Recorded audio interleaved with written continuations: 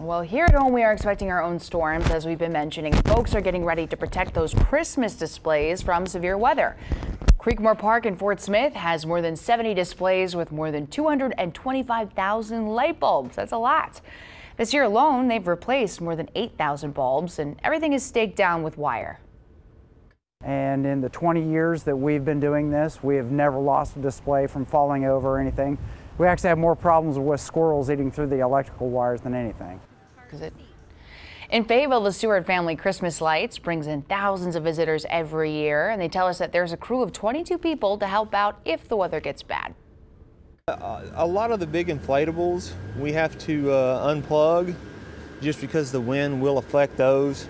And if it gets really windy and real bad weather, we will we'll have to turn the whole display off for the public safety. Something that you may want to consider at home with your light displays as we head into tomorrow. I just can't believe the effort they go into to it's put a lot that of all work. together. It's Yes. a lot of work, but so worth it, right?